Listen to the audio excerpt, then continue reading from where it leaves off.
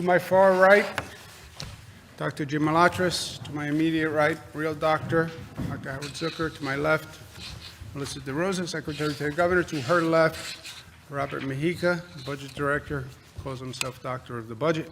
He's not a real doctor.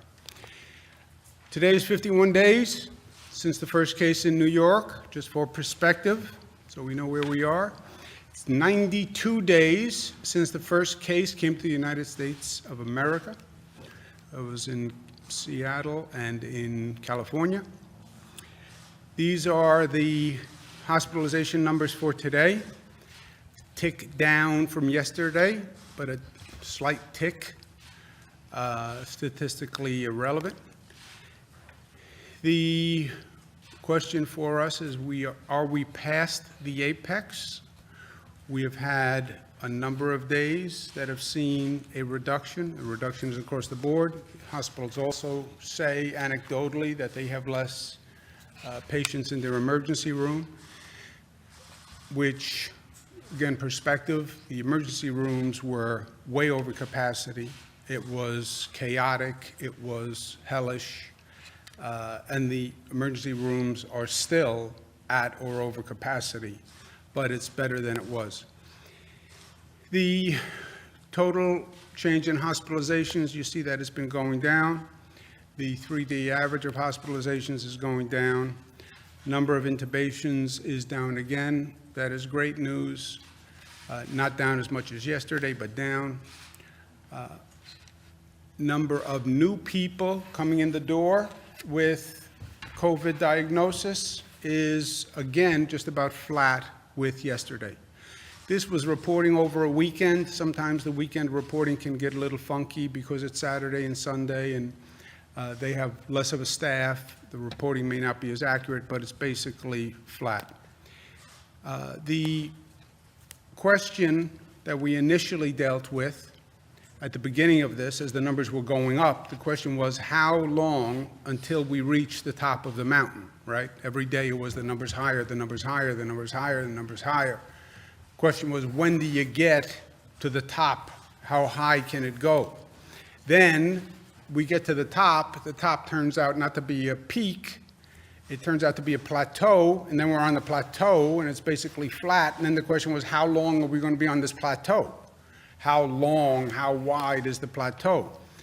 The question now is, assuming we're off the plateau and we're seeing a descent, which the numbers would suggest we're seeing a descent, the question is now, how long is the descent and how steep is the descent?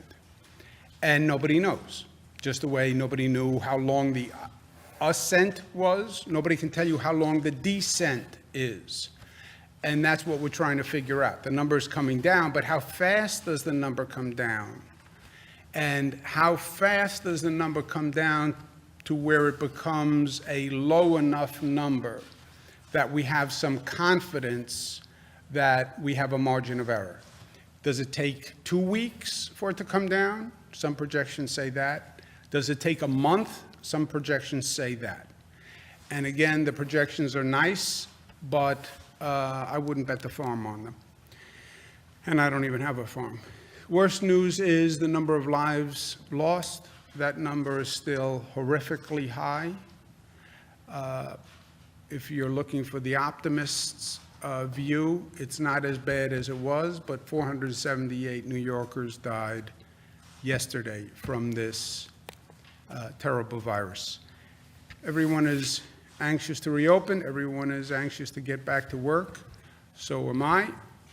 The question is, what does that mean? How do we do it? When do we do it? Nobody disagrees that we want to get out of this situation. Nobody. You don't need protests to convince anyone in this country that we have to get back to work and we have to get the economy going and we have to get out of our homes. Nobody.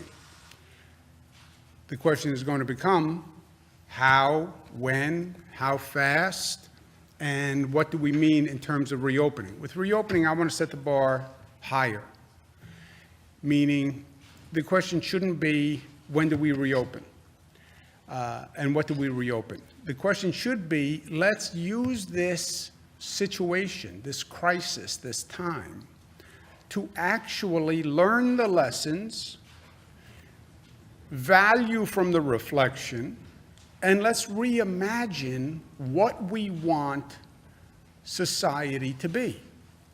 And since we are going to have to go through all of this, and it's not going to be fast, let's at least make this a moment that when we look back, we can say, wow, we went through hell, but look at all the lessons we learned, and look at how much better we made this place from this incident, right?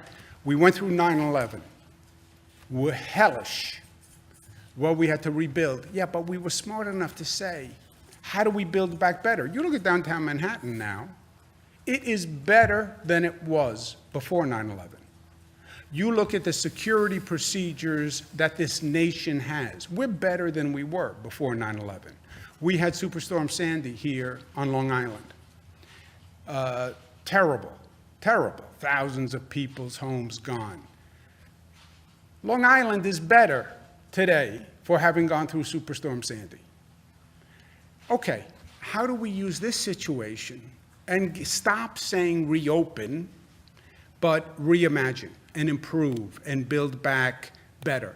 And you can ask this question on any level. How do we have a better transportation system, a better housing system, better public safety system, better health system, better social equity, better use of technology? Yeah, people who are working from home, a lot of them are saying, you know what, I should have been doing this all along.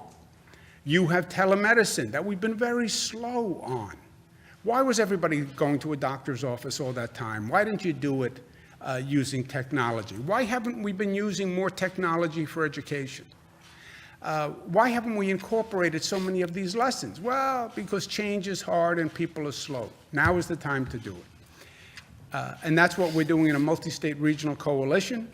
And that's very important because that is the smartest way to do it.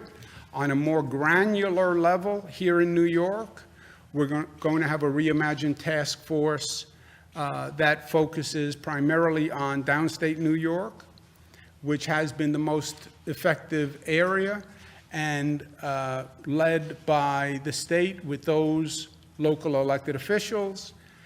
But let's get the best housing experts. Let's get the best transportation experts. And let's use this as a moment to really plan change that we could normally never do unless you had this situation. In the meantime, do no harm, and this is my number one concern every day. Do no harm. Don't let that infection rate go up, and that's testing, and that is watching the dial, right? We know what's going to happen now. The weather is going to warm. People are a little more relaxed because they see the numbers coming down, and we know human behavior, right? They want to get out of the house. They want to be more active. And there's a sanity quotient to this whole situation. There's only so long you can say to people, stay in the house and lock the door, right? They have to go out and do something, and they will. They will come out with a warmer weather. And we do have parks, and there are recreation areas. It's not even healthy to stay in the house all the time. But that is going to happen. That activity level is going to increase naturally. When that activity level increases, you can very well see that infection rate spread. Infection rate is primarily a function of contact. You touch a surface, and then I touch a surface. You cough, and the droplets go on me. It's contact. And that's why a place like New York City, or anywhere you see a hotspot cluster, New Rochelle, it was about contact. People start coming out, they start moving around more, there will be more contact. That contact will increase the virus spread. Watch the dial, watch the virus contact spread. You'll see it in the hospitalization rate. To the extent we're doing testing, you'll see it in the testing rate. But remember how thin our margin of error.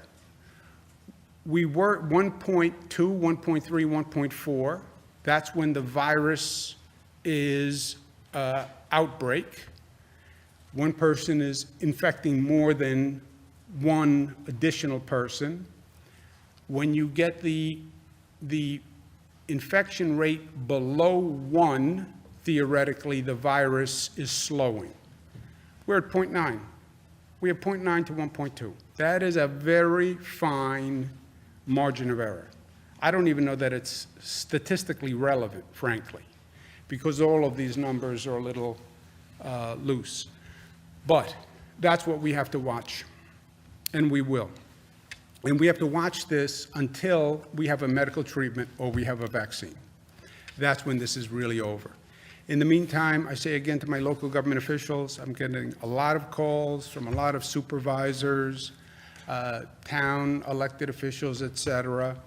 They're under increasing political pressure, and they're wanting to do things. The state rule is now everything is closed, and the state rule is they can't take any action that is contrary to that, because coordination and discipline is now key. Beaches, public facilities, schools, parades, concerts, these would all be magnets for people. I work with our other states because, frankly, if they open up a beach in Connecticut, you could see a flow of people from New York going to a beach in Connecticut if I don't open our beaches. Or if they have a concert in New Jersey, people are cooped up here, you could see them get in a car and drive to New Jersey to a concert. By the way, you drive to New Jersey to concerts anyway, without COVID. I told someone yesterday, I ran into a couple in Albany who said, we're from Queens. They're in a car eating out of styrofoam trays. They drove up from Queens to buy Thai food in Albany, takeout, because they liked the Thai food restaurant in Albany. I said, you drove from Queens to Albany to buy Thai food. 2.5 hours, 3 hours. I said, you know, they have Thai restaurants in Queens. All due respect to the Thai restaurants in Albany. They're very, very good, but would you really drive 3 hours? They said, we just had to get out of the house. We had to do something, so we like to take a drive. So anything that Jersey, Connecticut, New York does can affect everyone else. Suffolk does something, Westchester does something, New York City does something. It affects everyone else. That is the reality. So everything is closed unless we say otherwise. And the most important thing, I just had this conversation with a local official. Look, people need government to work. Government has to be smart. And if it looks confused between the state and the county or the state and the town, that's the wrong message for everyone. So let's just be smart. On testing and funding, those are the two areas that we're looking to work with our federal partners. Testing is going to require everyone to work together, federal and state and locals, by the way. We're starting the largest antibody test ever done today in New York, the largest sample. But this has to be a multi-level government coordinative project because we have to do this on an ongoing basis. Also on the funding issue, this is obviously a unique period in a lot of ways. We did a state budget in a way we've never done it before. Since our state didn't have any revenues, the way we did the budget was we basically said it's dependent on what we get from the federal government. And the federal government had promised funding all along. We said whatever we get from the federal government will determine our state budget, right? Because the state has a $10 to $15 billion hole right now. And that's never been done before. It basically said, I'll tell you the state budget when I know the state budget, and the state budget is going to be a function of whatever the federal government gives us. The federal government has not funded states to date. The National Governors Association, bipartisan, headed by a chairman, Governor Hogan, Republican, I'm the vice chairman, we have said with one voice, you want the governors to do the job, we need to provide funding for state governments. There's now another piece of legislation they're talking about passing in Washington, and again, it doesn't have state and local governments in it.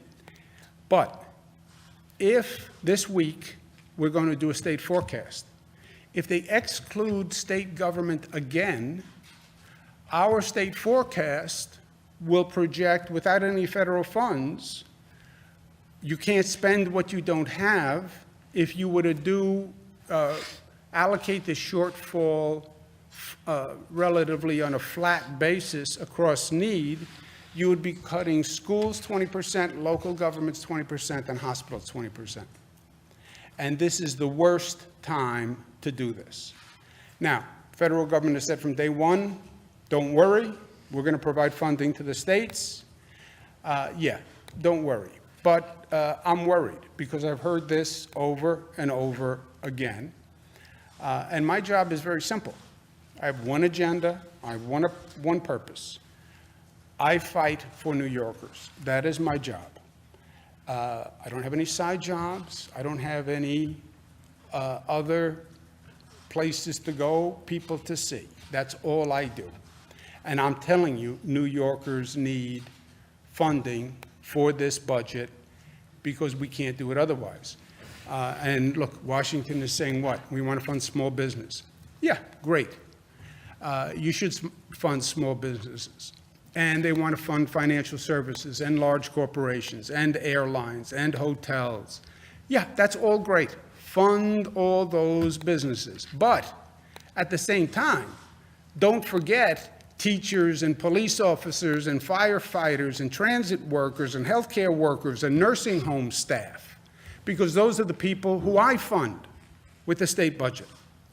And you shouldn't make us choose between small businesses and large businesses and people who are on the front line doing the work day in and day out.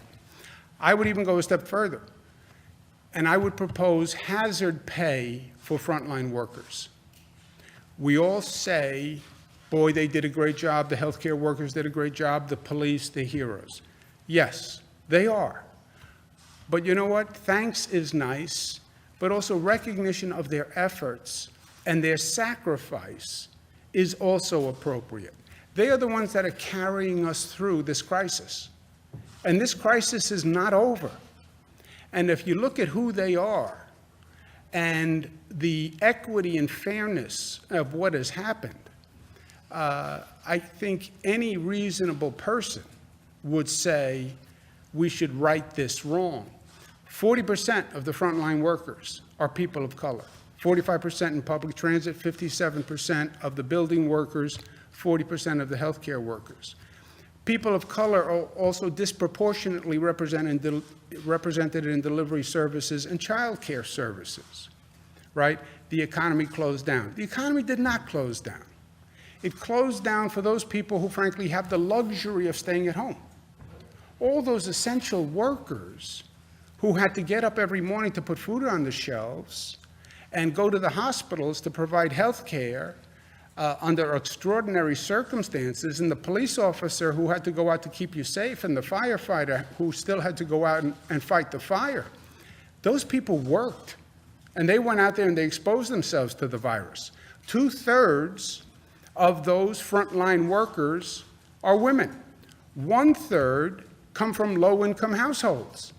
So they've been doing this work, they've been stressed, they're going home to a household, often had 2 wage earners.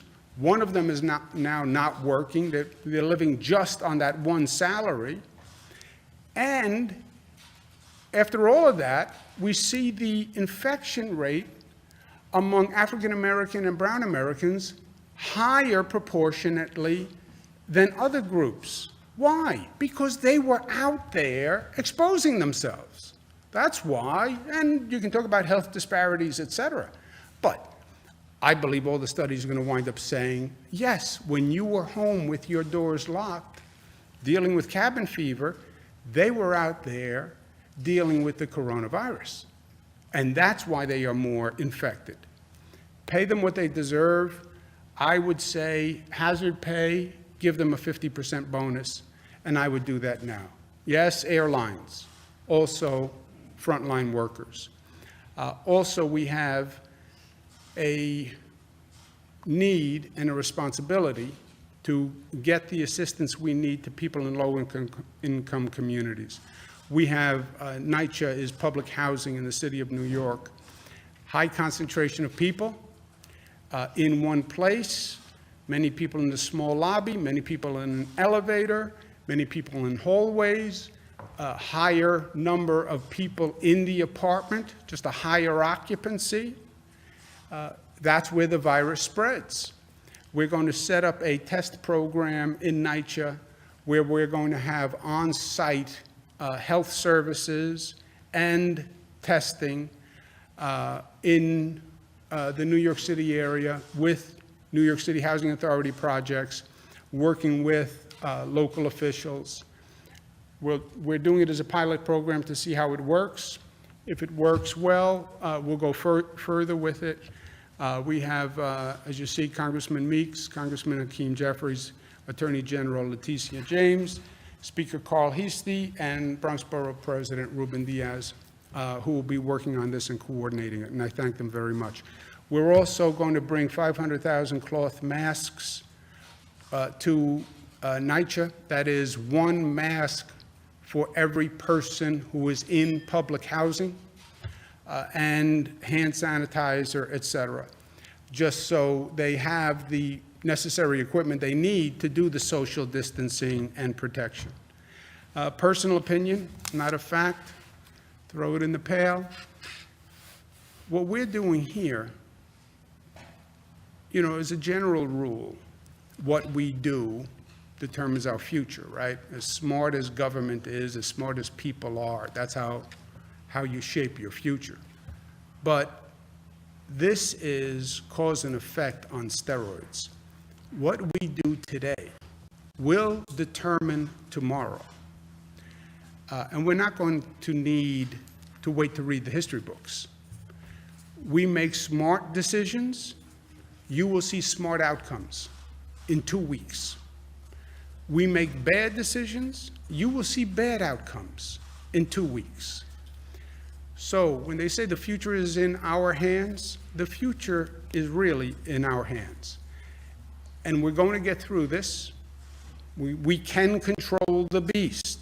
The beast will not destroy us. We can control the beast. Great news. We have a lot of work to do to keep the beast under control. And we have a lot of work to do to reopen. But we're going to set the bar high and we're going to reimagine. And what we reopen will be better than what we had before. Build back better. Build back better. BBB. And that's what we're going to do. Because we are New York tough. And tough isn't just tough. Tough is smart. Tough is disciplined. Smart is united. And smart is loving. Questions? When will New York release the number of COVID cases at nursing homes like California has done? Doctor James? We updated our survey this past week, and we're starting to get that data in, and as soon as that's ready, we'll post it. Governor, the president just tweeted that the testing is up to the states, not up to the federal government. Just a quick reaction on that. And also, is the state capable of doing the type of testing it needs to be doing in order to not only identify who has the disease, but who has had the disease? The president is right. The states, testing is up to the states, which will implement the tests and logistically coordinate the tests. For example, in this state, I should make the determinations as to what labs participate in testing. We have about 300 labs in New York. It's my job to coordinate those 300 labs. Which ones should do this, which ones should not? How do I decide what labs work where? They're regulated by the states, these labs. So how many labs do I have work in Suffolk? How many labs do I have work in Nassau? How many labs do I have work in Buffalo? How many tests can I get done in total? How do I allocate those tests? How many antibody tests, different type of tests, antibody tests can I get from those labs? How do I allocate the antibody tests? That's all within the state purview. So I think the president is right when he says the states should lead. And that's the states leading.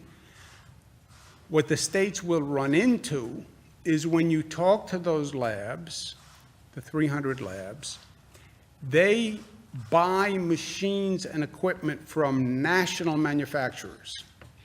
And those labs can only run as many tests as the national manufacturers provide them chemicals, reagents, and lab kits. The national manufacturers say they have supply chain issues. So what ideally would you like? I'd like the federal government to help on those supply chain issues. But is that just merely funding, or is that No, it's stepping worse, in and- it's harder than funding. This is a quagmire, because it's not just funding. Because I've offered funding to the national manufacturers. And I've said, I'll buy, I'll pay. What do I have to pay to get the tests? The national manufacturers will say, well, it's not that easy. I can't get the chemicals come from China. I can't make the vials fast enough. I can't make the swabs fast enough. So I don't know what's right or what's wrong with that national supply chain question, but that's where the federal government could help. But should the states take the lead on the tests? Yes, that's exactly right. But we need the volume, and the volume is going to be determined by how well those national manufacturers provide the kits to the 300 labs in New York. Once you take the test, there's a whole second function that we're not talking about, which is you take the test, tracing, we have to talk through tracing because people don't understand what tracing is. Tracing is then this function that we've never done before, where you hire an army of people, thousands of people, to be investigators, in essence, not a scary investigator, but an investigator who traces the contacts of every person who is positive. That's an entire undertaking that no one has even imagined before. So ideally, would you like the federal government to use, say, the Defense Production Act to ramp up production of, say, supplies and things like that, and then also have the federal government hire this army of tracers? Is that what you're asking for? The tracers, I think, I would argue, and just my personal opinion as a governor of New York, I would do the tracing as a state responsibility also. Some people think the federal government should help on tracers.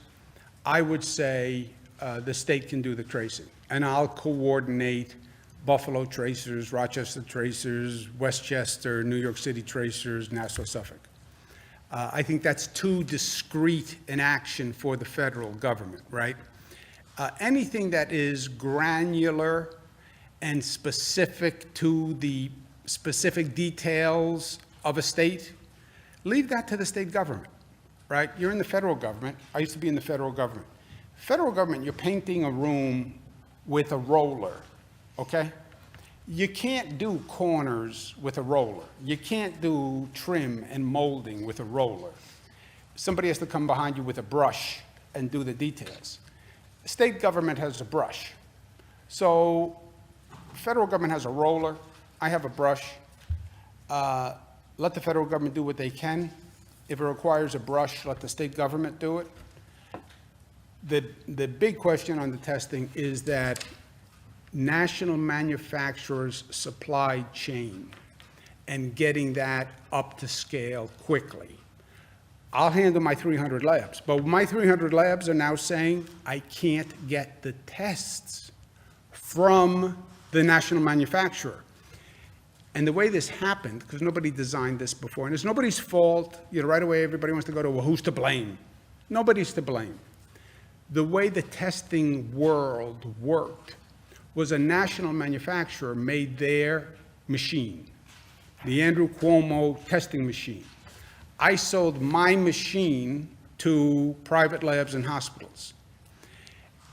My machine only operates if you have an Andrew Cuomo testing kit. It doesn't work with the Howard Zucker testing kit. You have to buy from me.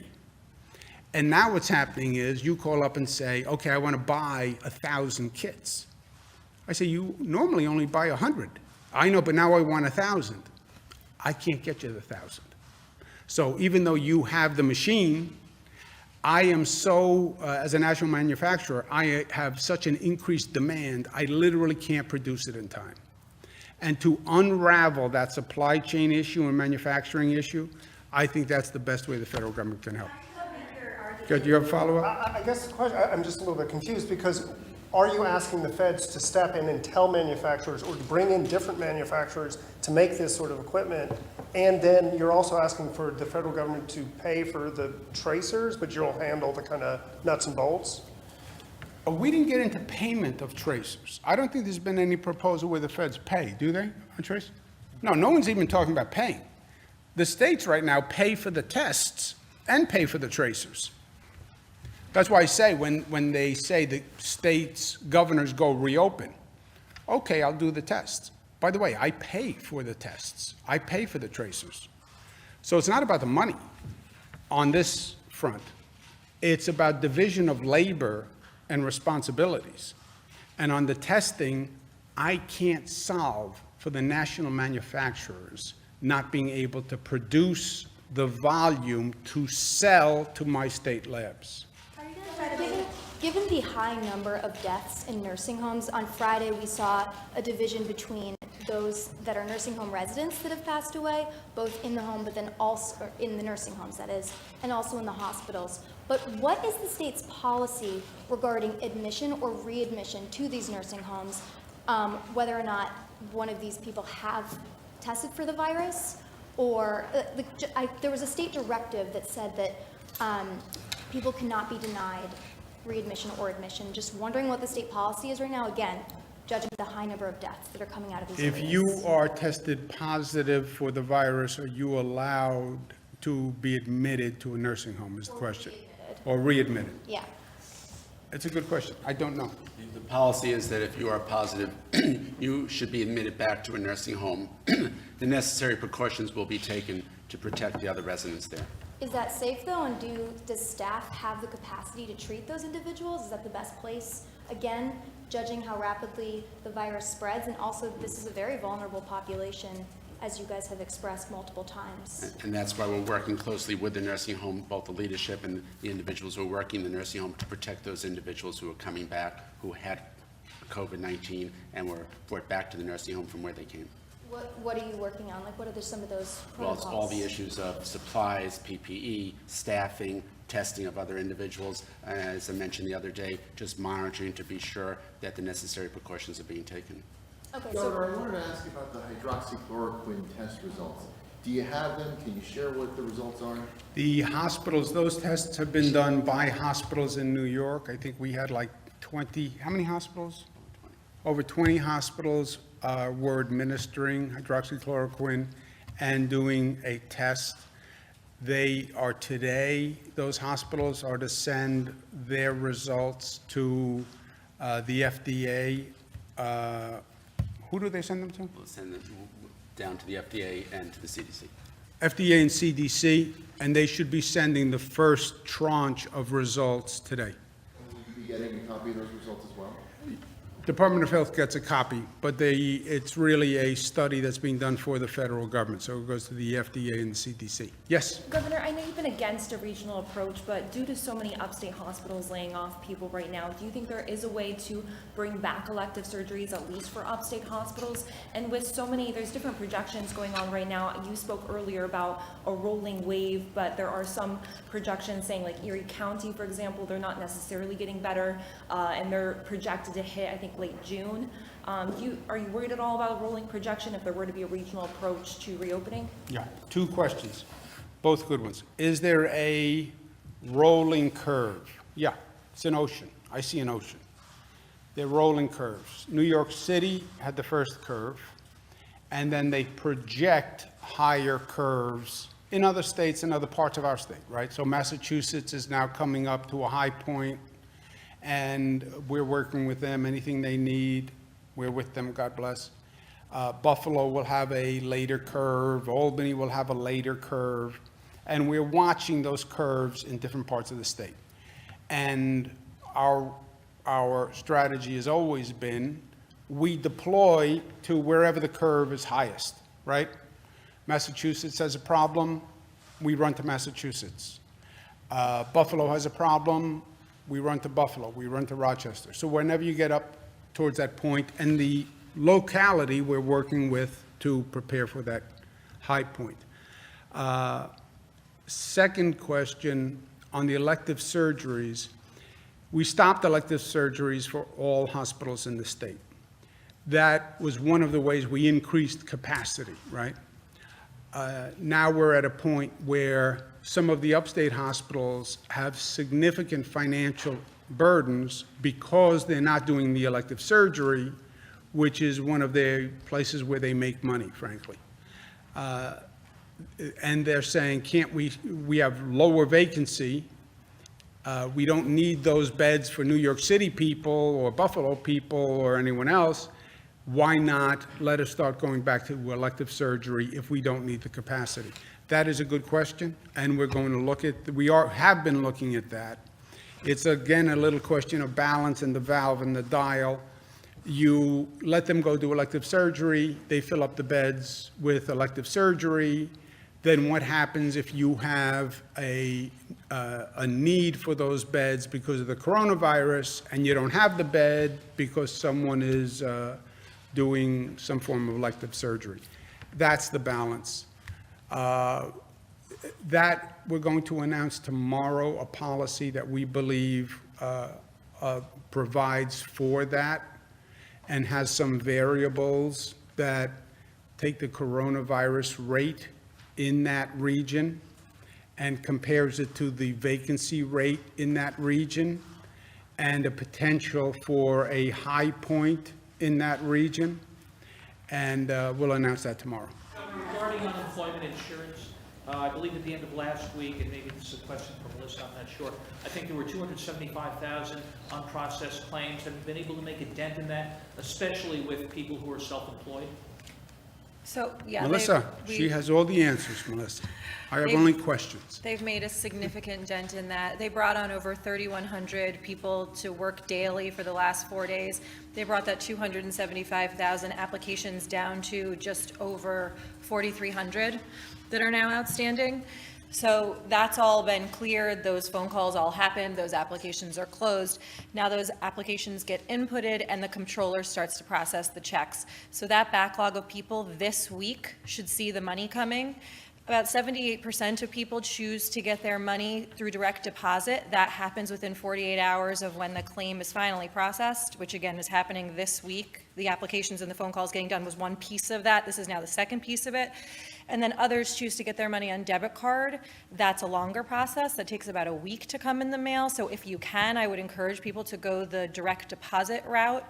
And the Department of Labor announced this morning there was this incredibly inefficient, frankly stupid process that the federal government laid out around pandemic unemployment insurance, where if you were a gig worker, if you were self-employed, if you were a contractor, you had to apply for unemployment insurance, get denied, and then go through the process, a second process of employing for pandemic unemployment insurance. And what the Department of Labor came up with was a new form that was launched this morning where you can now fill out one application, put in all of the information, and the Department of Labor determines if you are not able to get regular unemployment insurance, it will automatically put you into the pandemic unemployment insurance. So you don't have to wait, get rejected, reapply. So that should hopefully streamline for those people who I know have been really struggling to get their money faster. In the meantime, I believe the total figure was 1.2 million last week. Has that increased? It has, but we release those numbers weekly in accordance with the federal guidelines, so I can't speak to that publicly till the end of the week. Let's do someone who didn't ask a question, and then we'll be back. So a few weeks ago, you had mentioned that the State Department of Health would be partnered with SUNY Albany and Northwell to research disparities with COVID related to the Black and Latino community. When do we expect to see some of that research come to light? And has any of the policies you announced today regarding NYCHA and doing testing there, was that born out of that research? No, that'll take a while. That is a smart academic project. That has a questionnaire that's developed to get the right demographic data. You're doing diagnostic testing, which is good, but with a questionnaire, survey data to get the right demographics, and then you have to study that. That is not going to be done in time for any of these immediate policies.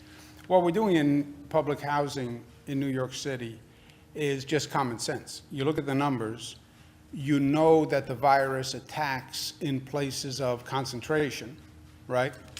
Which is why we have this issue in New York City in the first place. Where are the places of concentration in New York City? Public housing is one of the greatest places of concentration, and it's one of the greatest places of health disparities in the first place.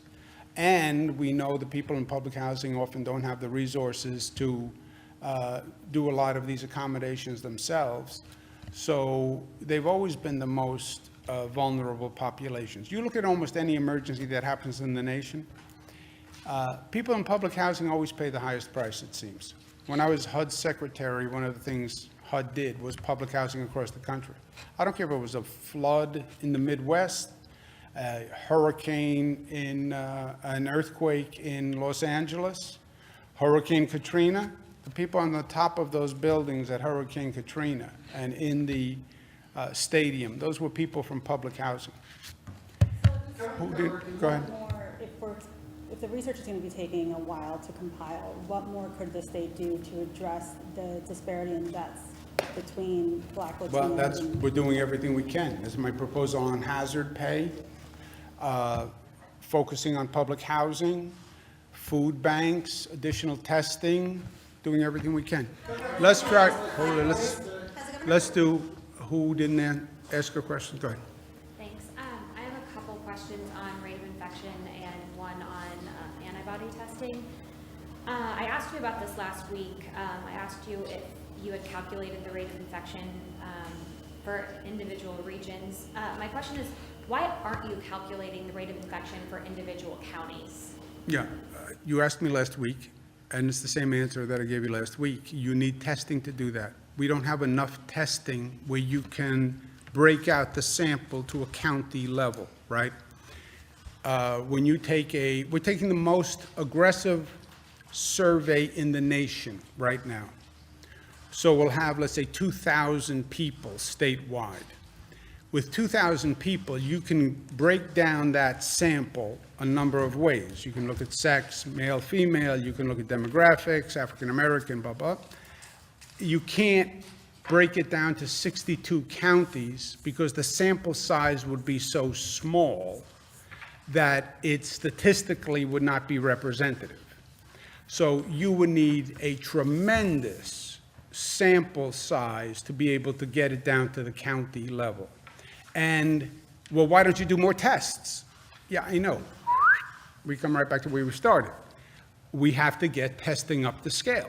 And that's this ongoing conversation with the states and the federal government, and Governor, has anyone provided a list of? let's just not interrupt each other if we can, and let people who didn't ask a question ask a question. Go ahead. So with all the issues surrounding testing, is it possible for you to come up, like, do you even have a threshold of how many people you would want to see tested in each county? Do you have a goal? A county, no. But also, policies are not going to really work on just the county level. You'll never open businesses in just a county, because all you would do is overwhelm that county with everyone in the surrounding area. I think the most discrete jurisdiction you would get to is a region. Like, think the Regional Economic Development Council regions. Western New York is a region, right? The North Country is a region.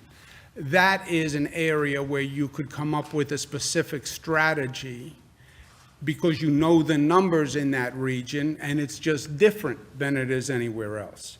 And we can get testing information by region. And the more tests we get done in what they call the sample size, then when you break it down into demographics, you'll have a higher number in that area, right? So if you only have 10 people in the North Country, you can't do anything with 10 people in the sample. Well, if you had 50 people in the North Country in the sample, can you tell anything from 50 people? So you need a larger sample size, and that's what we're working towards, more testing. Go ahead. Just last thing, you mentioned people have been coming upstate from other areas to get food and things like that.